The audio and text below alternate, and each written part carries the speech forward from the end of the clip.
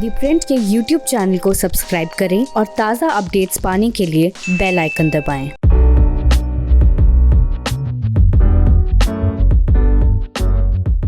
नमस्ते। दिलीप मंडल की पाठशाला में आज एक किताब की बात। किताब का नाम है caste the origin of our discontent. ये किताब इज़ाबेल विल्किंसन ने लिखी है।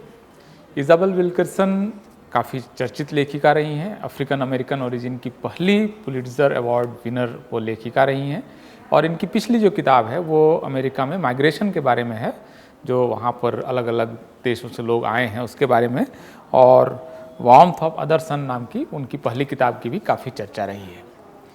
इनकी जो ये नई किताब आई है इसको लेकर खास करके पश्चिमी दुनिया में ढेर सारा शोर मचा हुआ है, काफ़ी विवाद है, काफ़ी चर्चित किताब है। न्यूयॉर्क टाइम्स ने इसको एक इंस्टेंट बेस्ट सेलर के तौर पर इसको देखा है। वहीं पर अगर आप देखेंगे तो वॉशिंगटन पोस्ट ने इस पुस्तक की चर्चा की है और उसको ये माना है कि इससे जो नस्ल की समस्या है, रेस की जो प्रॉब्लम है, इसको समझने के लिए एक नई लैंग्वेज उससे विकसित होती हुई उनको नज़र आता है।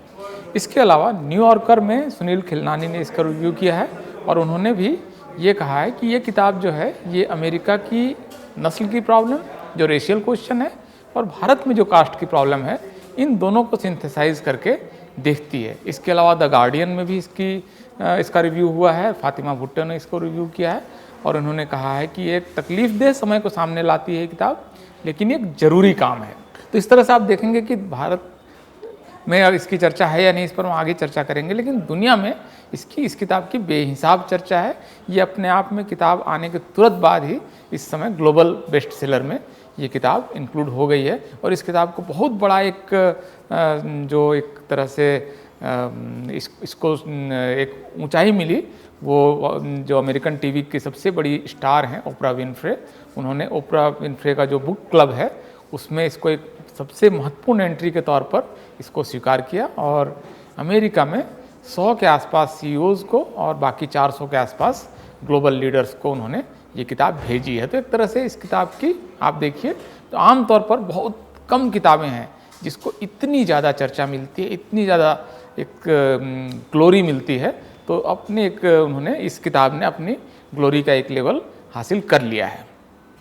अब इसके बाद मैं इस रिव्यू के दूसरे हिस्से में आता हूँ और इसमें मुझे ये कहना है कि इस किताब में जो कंटेंट है इस पर अगर बात करें तो ये किताब क्या कहने की कोशिश करती है।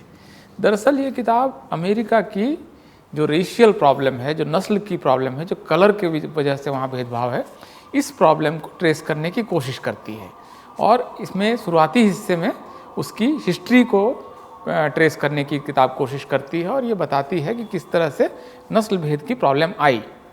जैसे इस किताब में इज़ाबेल विल्किंसन बताती हैं कि जैसे यूरोप में कोई वाइट नहीं है, वहाँ वाइट होना कोई आइडेंटिटी नहीं है क्योंकि सारे लोग वाइट हैं। उसी तरह से अफ्रीका में कोई ब्लैक नहीं है क्योंकि सारे लोग जो हैं वो अपने अपने कबीलों की आइडेंटिटी है, देश की आइडेंटिटी है, बहुत सारी आइडेंटिटीज़ हो सकती है, लेकिन अफ्रीका में ब्लैक होना कोई आइडेंटिटी नहीं है। अमेरिका में क्योंकि वहाँ पर पहले तो जो वहाँ के नेटिव अमेरिकन थे वो थे वहाँ पर, फिर वाइट्स आए और उनका डोमिनेशन हुआ और उन्होंने सस्ता लेबर और मुफ्त का लेबर और पर वो पूरा देश एक तरह से खड़ा हुआ है और इसके लिए उन्होंने जब वो अफ्रीका से गुलामों को लाते हैं तब वो ब्लैक आइडेंटिटी सामने आती है। तो अगर वाइट आइडेंटिटी की सुपरमेसी न हो तो ब्लैक आइडेंटिटी जैसी कोई आइडेंटिटी नहीं है, बल्कि वो नस्ल के क्वेश्चन को आगे ट्रेस करती हैं कि अगर लोगों को 200 अलग अलग रंगों के लेयर्स में बांट दें, एक तरह से कलर कार्ड बनाएं, तो दो लोगों के कलर के बीच में कोई फ़र्क नहीं हो सकता है, आप उस फ़र्क को पहचान नहीं सकते हैं। तो जो कलर या रेस की जो आइडेंटिटी है ये एक आर्टिफिशियल आइडेंटिटी है। इसके बारे में विल्किंसन अपने बुक में बताती हैं और बताती हैं किस तरह का ट्रॉमा है, किस तरह से इसको एक पैथोलॉजी की तरह देखती हैं, एक समस्या की तरह, एक डिजीज़ की तरह विल्किंसन इस पूरे मामले को देखती हैं और इसको वो ट्रेस करती हैं।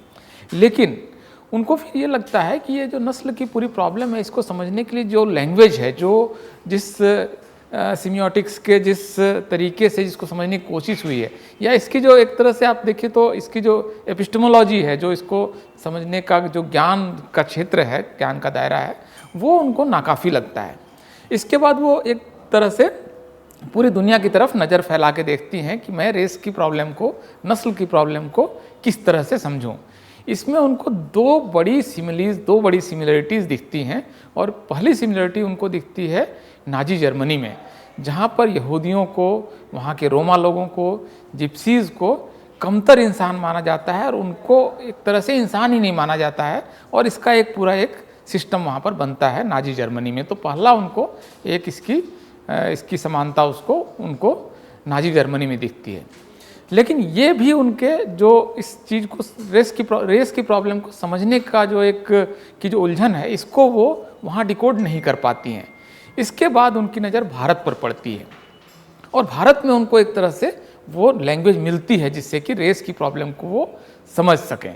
तो वो जब देखती हैं भारत को, और भारत पर उनका जो काम है वो किस तरह का है, इस पर मैं आगे बताऊंगा।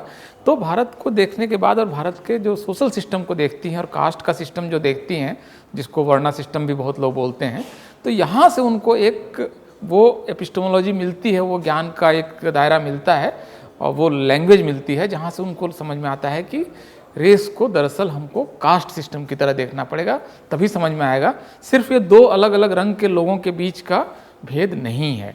और इसमें वो इसके बाद वो इंडियन कास्ट सिस्टम और बल्कि कास्ट सिस्टम के 8 जो कैरेक्टरिस्टिक्स हैं, 8 जो गुण हैं, 8 जो या अवगुण कहें, उनकी वो चर्चा करते हैं। मैं संक्षेप में आपको वो 8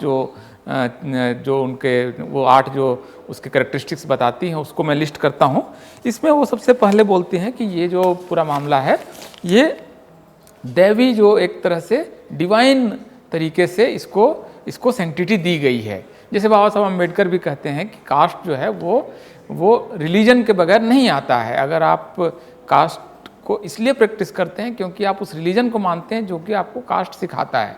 तो जो विल्किंसन है वो बताती हैं कि जो खास करके क्रिश्चियन मैथोलॉजी और हिंदू मैथोलॉजी दोनों में जो कास्ट और का जो इशू है या जो रेशियल सेग्रीगेशन का जो इशू है ये आता है, और इस वजह से इसको लोग मानते हैं इसलिए क्योंकि वो धार्मिक हैं, इसलिए वो कास्ट को प्रैक्टिस करते हैं। इसके अलावा वो एक दूसरा जो उसका गुण बताती हैं कास्ट सिस्टम का, वो ये है कि कास्ट सिस्टम ये मानता है कि एक व्यक्ति का जो गुण है या जो भी समस्या है, जो भी स्थिति है, जो भी उसके अंदर जो भी तत्व हैं, वो अपनी जनरेशन में आगे उसको ट्रांसफ़र किया जा सकता है। तो ये विल्किंसन के हिसाब से कास्ट सिस्टम का दूसरा प्रमुख गुण है। कास्ट सिस्टम के तीसरे जो कैरेक्टरिस्टिक्स हैं, इसके बारे में विल्किंसन का कहना है कि ये पवित्र और अपवित्र, मतलब कि आपको प्योर और प्रोफेन, ये दो बाइनरीज में भी काम करता है कि कुछ लोग जो हैं वो उनका काम पवित्र है, कुछ लोगों का काम अपवित्र है, कुछ लोग पवित्र हैं, कुछ लोग पवित्र हैं, कुछ अपवित्र हैं। तो पवित्र और अपवित्र का भेद जो है, तो ये जो है वो रेस और कास्ट दोनों में उनको एक कॉमन फैक्टर के तौर पर दिखता है।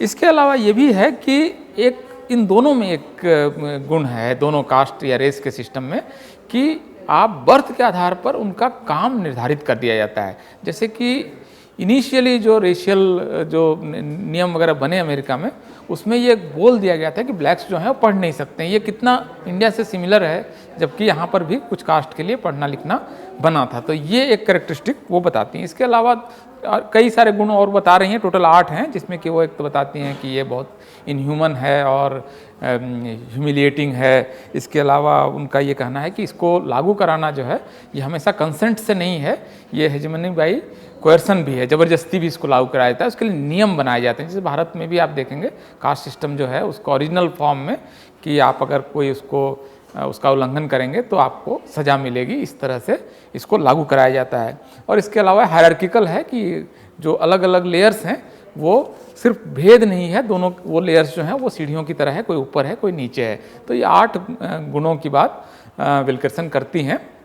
और अल्टीमेटली जो विल्किंसन का टोटल प्रोजेक्ट है वो रेशियल प्रॉब्लम का कोई सॉल्यूशन प्रोवाइड करना नहीं है, ना कि कास्ट सिस्टम का कोई सॉल्यूशन प्रोवाइड करना है, बल्कि वो सिर्फ देखने का एक नया नज़रिया विकसित करने के प्रोजेक्ट पर इसके लिए काम करती हैं। तो ये टोटल प्रोजेक्ट है और ये किताब कुल मिलाकर कोशिश ये करती है कि जो रेशियल प्रॉब्लम है, जो नस्ल की प्रॉब्लम है और नस्ल भेद है, इसको किसी नए लैंग्वेज से कैसे समझें, और इसके लिए उनको कास्ट का लैंग्वेज उनको सामने आता है, इसको वो यूज़ करती हैं। अब इस किताब को लेकर जो दो खास चीज़ें हैं जिस पर कि हमको बात करनी चाहिए कि ये किताब क्यों इम्पॉर्टेंट है और इसमें ये किताब अब तक कास्ट पर लिखी हुई किताबों से कैसे अलग है।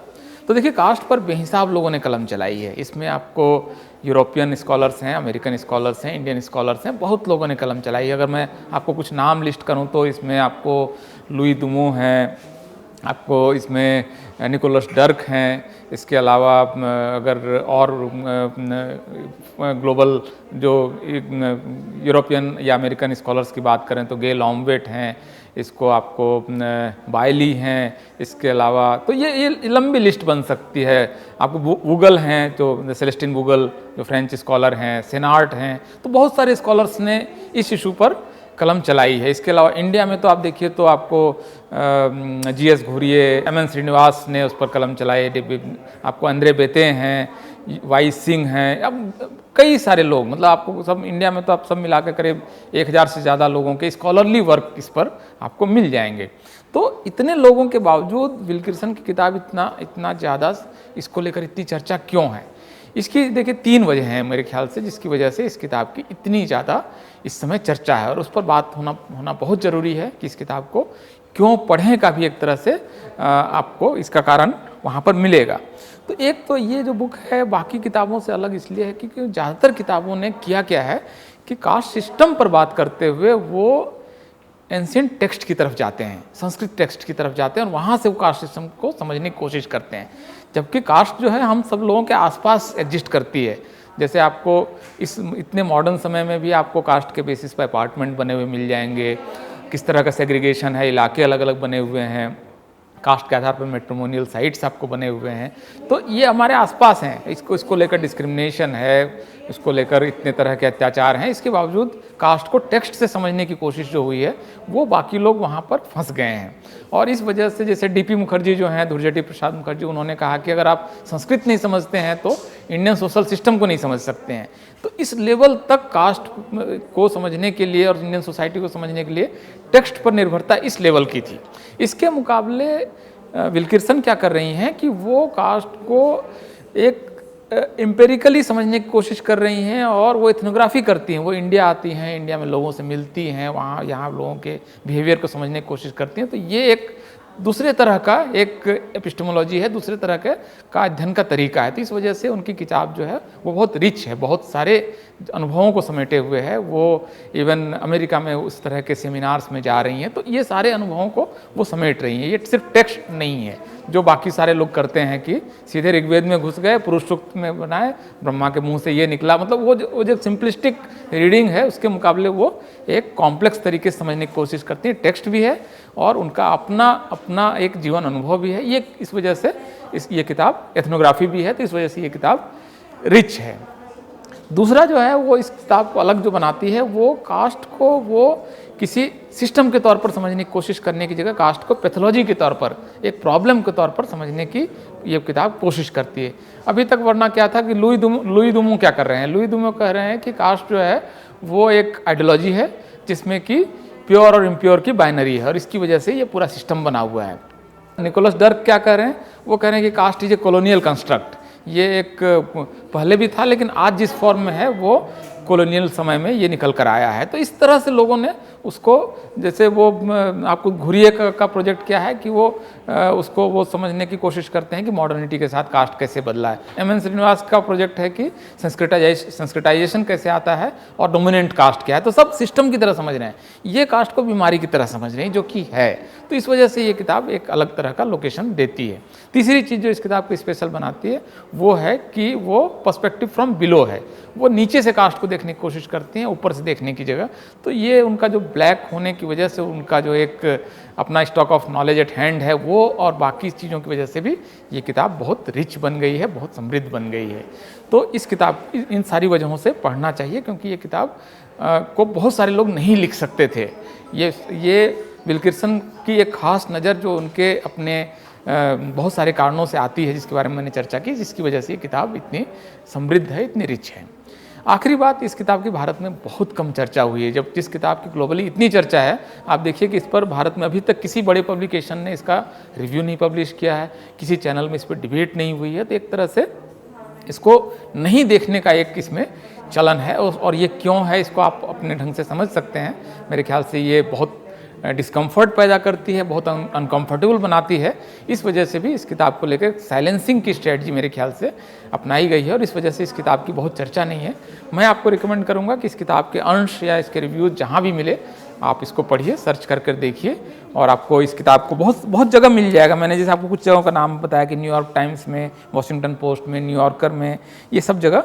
तो caste the origin of our discontent, ये किताब मैं आपको रिकमेंड करता हूँ कि आपको ये किताब पढ़नी चाहिए और इस पर इसके डिबेट में आपको इंगेज होना चाहिए। बहुत बहुत शुक्रिया दोस्तों इस बातचीत में आपके शामिल होने के लिए, और मैं कहूँगा कि आप इस तरह से अगर कोई और किताब चाहते हैं जिस पर बात हो तो कृपया आप कमेंट सेक्शन में बताएं, और द प्रिंट के यूट्यूब चैनल को सब्सक्राइब भी करें। बहुत बहुत शुक्रिया।